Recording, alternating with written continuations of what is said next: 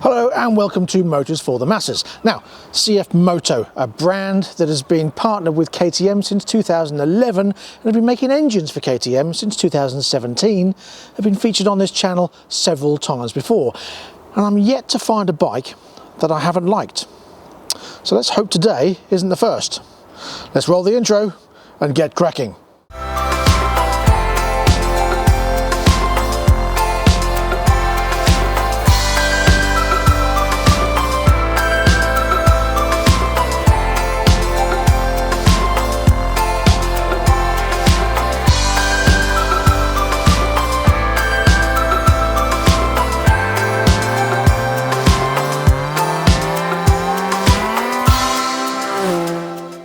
As of January 2023, CFMoto were no longer distributed through Quadzilla, but solely through the KTM UK group under KTM Austria.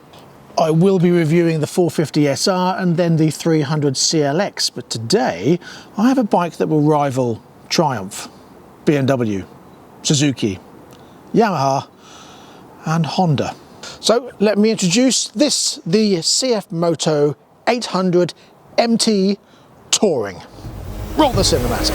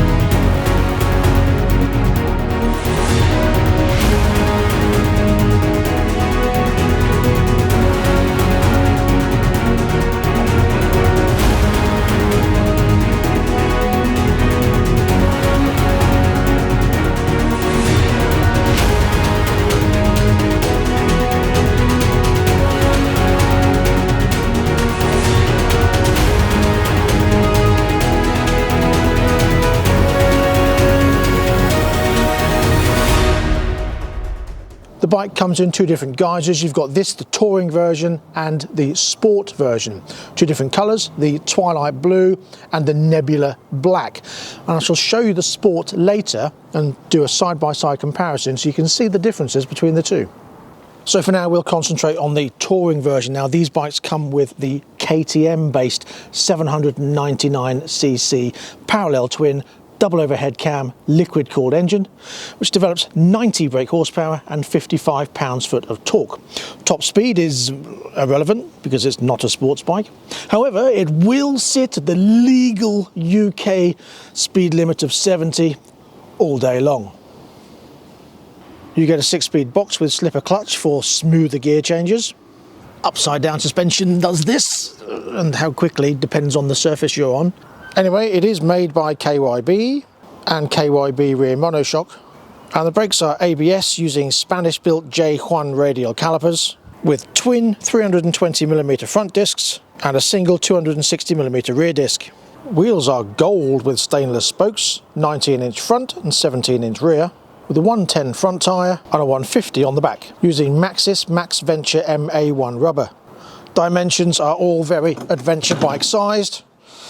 2.2 metres long, 853mm wide, 1.3 metres tall. I am 5'10.5" with a 31.5-inch inside leg. I am not flat-footed, but I am on the front of my feet. It's very comfortable. It seems nice and boingy at this stage. I can quite easily hold it up, no problem at all. It does weigh in at 231 kilos wet, but the seat height is 825mm. That's not bad for the size of the adventure bike that it is. It's very comfortable indeed. And I'm really looking forward to getting it out on the road. Now, I've heard it running and it does sound nice. The throttle is fly-by-wire and it is twitchy, but there are two modes. You've got sport mode and rain mode, so we'll see what they're like when we're on the road also. But for now, I like it. The fuel tank is 19 litres. MPG figures are undisclosed at this time, and it does push out some CO2s.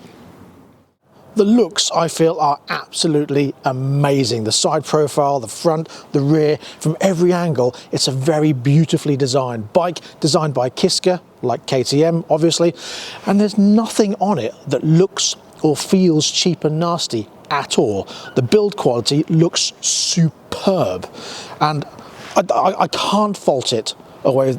Looks and build quality are concerned at all yet. There's nothing I found on here that I don't like. Nothing that I've looked at it and gone, well, not so sure. I like the sound of it, and you'll hear it shortly. I like everything about it, to be honest. There's nothing I don't like. Must be something I don't like. Oh, the fact that it says E10. Don't put that in your bike, especially a bike like this. You want E5 only, because E10 is nonsense. It's not good for fuel economy, and it's not good for your plastics and your gaskets and all the stuff like that. E5 for as long as you can. That's about it. And that's not the bike's fault. There must be something I don't like. There is one thing I don't like, and that is for the 2023 version. From now on, you don't get the boxes with the touring version. That, unfortunately, only comes at an extra cost. Bit of a letdown, but having said that, when you look at the price of the bike and everything you get with it, which I shall talk about more of the features shortly, it's still not a bad price at all, especially with the warranty you get. And we'll come on to that very shortly also.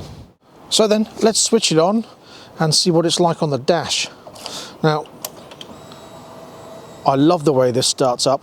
Look at that, look, isn't that cool? Very nice design. Fantastic. Really like that. Now you've got two different modes, like I said before, sport mode and rain mode. You get heated grips as standard on the touring version and heated seat. You get cruise control, which can be used between 25 miles per hour and 75 miles per hour. Bluetooth connectivity to a device or to your helmet. Twin USBs under here and a 12-volt socket over here. And tyre pressure monitors. Now, if you look through the menu here, click on Set. When you hold the arrow buttons on the dash here, you can change to a different setting. So here, look, you've got the seat heater, you've got the handle grip heater, different drive modes, and connectivity modes. It's all very nice to play with, and it's very easy to see and very clean design. I like that. Very nice indeed. So then, let's start it up, have a listen.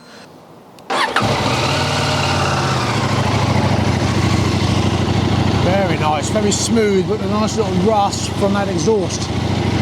I like that. We'll let it warm up, and then we'll give it a bit of a rev.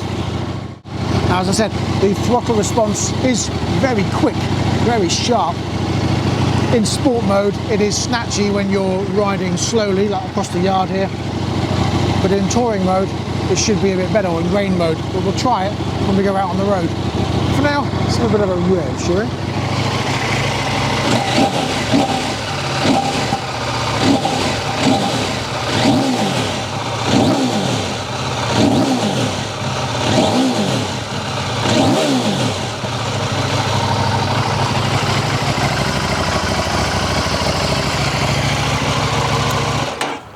Well, that sounds lovely, doesn't it?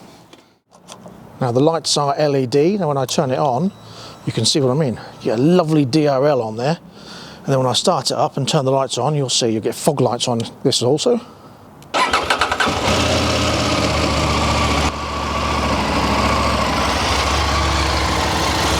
like that. I'm going to give it a flash. You've got to push forward, put your main lights on, and then bring it towards you for a quick flash. And the indicators, of course, also LED. Everything is touch sensitive, like that. And around the back, the light's also nice and bright. So let's have a look at what it's up against. Well, first off, this version, the touring version of the CFMoto 800MT, is £11,699 on the road. However, let's do a comparison with the base models of its comparative bikes and the base model of this, which is the 800MT Sport. Now that, with 90 brake horsepower and 55 pounds-foot of torque, is 10,800 pounds on the road. In comparison, the Yamaha Tenere 700, which has 72 brake horsepower and 50 pounds-foot of torque, is 12,300 pounds on the road.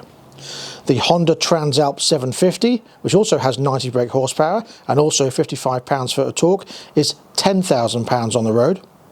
The Triumph Tiger 850, which has 85 brake horsepower and 60 pounds-foot of torque, is 10,500 pounds on the road. The Suzuki V-Strom 800, which has 84 brake horsepower and 57 pounds-foot of torque, is 11,000 pounds on the road. And the BMW F850 GS Adventure has 95 brake horsepower and 67 pounds-foot of torque, is 12,100 pounds on the road. Now, despite the obvious looks difference, there are quite a few features that are different between the Touring and the Sport version. Over the Sport, the Touring version has tyre pressure monitors, quick shifter, centre stand, bash plate underneath, the heated grips, the heated seat, the hand guards, the steering dampener and the spoked wheels. So in comparison to all those others, the biggest difference is that the CFMoto comes with a 4-year parts and labour unlimited mileage warranty, and that is fantastic. And I have to say, I really do think is the best looking out of all of them. I love the looks of this. I really do. There's nothing really I don't like about it at all. And that's kind of put me in a dilemma, because now my Triumph 1200 is gone, this will probably step into the breach quite nicely. And with all these extras you get on this Touring version, you probably have to pay a lot extra to get them on the Honda and Triumph and etc, etc, and probably a hell of a lot more money than they would be between the Sport version and the Touring version of this. So I think it's got a lot more going for it over its rivals. Now I want to talk about the price for a second. KTM were faced with a dilemma. Do they put the price of the bike up or simply get rid of the boxers? And as boxers and panniers are an individual choice, it was easier to ditch them rather than put the price of the bike up. So that's what they did. Now you do get this rack plate on the back here, so you can mount your own box to it, and Givi do conversion plates, so you can put Givi panniers or soft panniers and Givi box on anyway. So there you go. If you do want boxes, you can put others on it. Now it is a bit of a letdown that it doesn't come with it, but it's not the end of the world, let's be honest, because otherwise the price of the bike would have gone up anyway.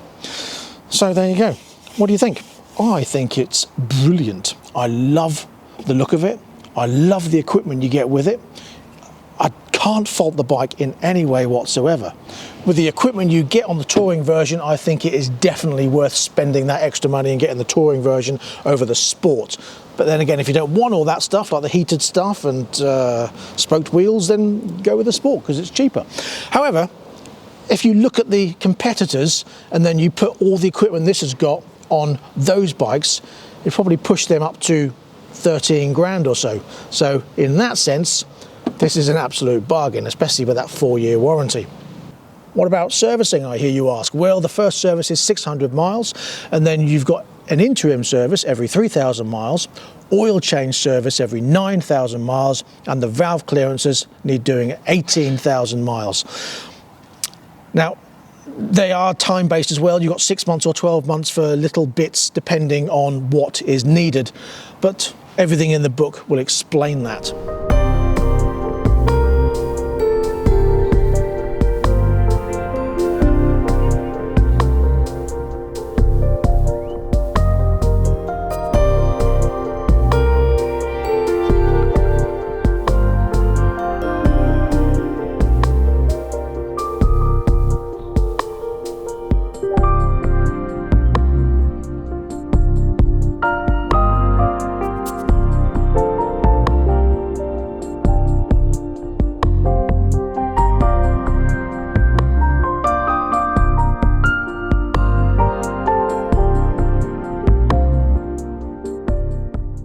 And that brings me to the end of this episode of Motors for the Masses. Thank you very much for joining me. I'll be back next time with the 450 SR sports bike.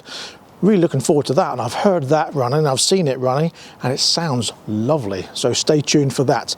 If you have any comments, please leave in the comment section below. If you have anything else to add, please leave that in the comment section below also. If you have one of these on order, or if you have something else that you love, let me know what you think of that in comparison. This bike is available from Lightning Storm Motorcycles, and it is a test bike, so you can take this one out on a test ride. So if you are interested, please pop along to Lightning Storm Motorcycles and send a message or phone up or whatever and arrange a test ride.